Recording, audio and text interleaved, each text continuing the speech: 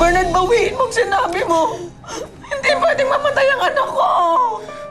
Maita, I'm sorry, pero ginawa na nila lahat. Hindi na sila abutan ng buhay. Hindi pwede yan. Bernard, alam ko nararamdaman ko buhay si Elisa. Buhay ang anak ko. Maita, please.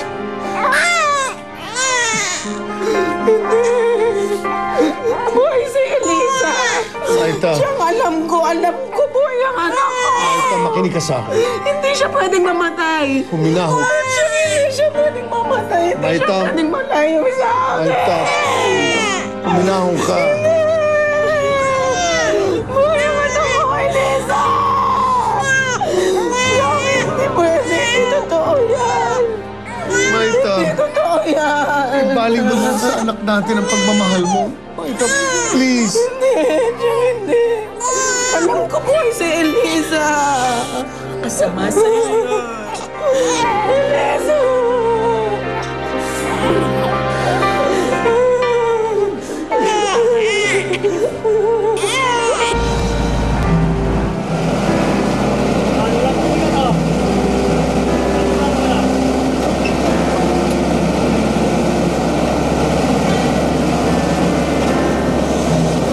Hoy, bata!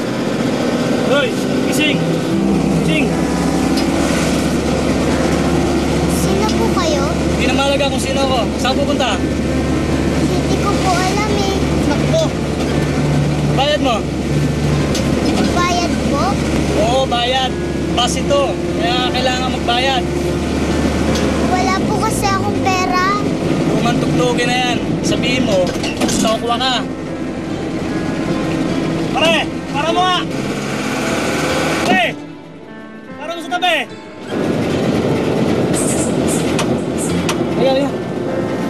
Wala ka pang bayad. Bumaba ka na.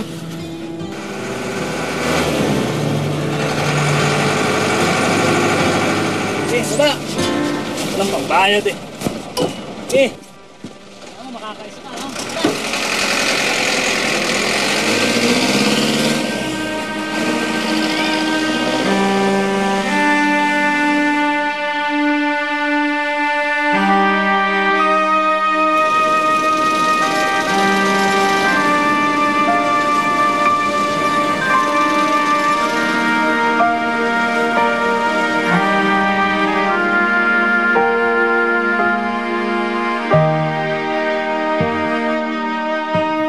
Ano?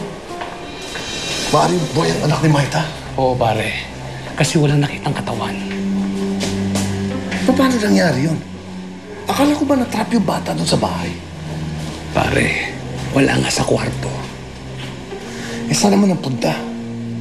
Hindi ko alam, baka sa bintana dumaan pagkatapos nakalayo. Hindi pwedeng malaman ni Maita na maaaring buhay pa ang anak niya. Hindi siya matatahimik. At lalong hindi mapupunta sa anak namin ang pagmamahal niya. So ngayon, anong balak mong gawin? Ewan ko. Pero mag-iisip ako ng paraan. Kailangan makalimutan niya ng Elisa yun.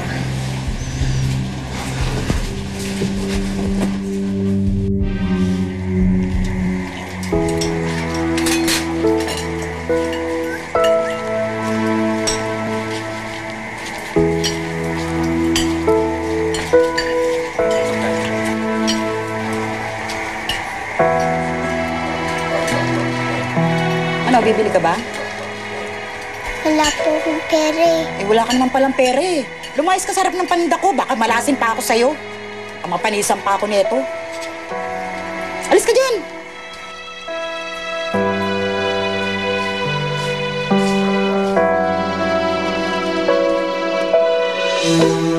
Saan ba tayo pupunta? Alam ko nangihina ka pa, Maita. Pero kailangan mo makita to.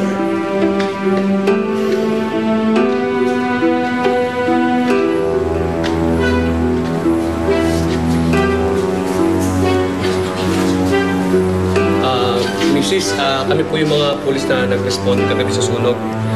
Na-clear na po namin ang buong lugar. May bangkay po kami nakita. Bangkay ng isang batang babae. Naniniwala po kami na anak mo siya, Mrs.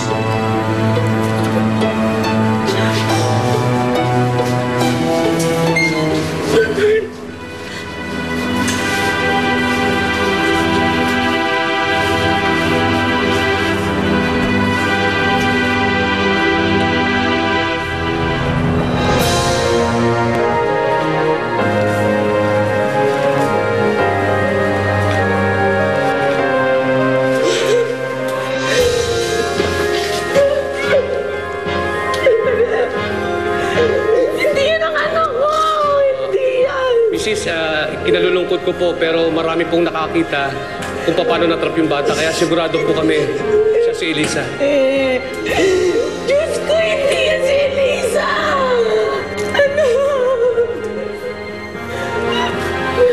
Bakit nangyari sa'yo to?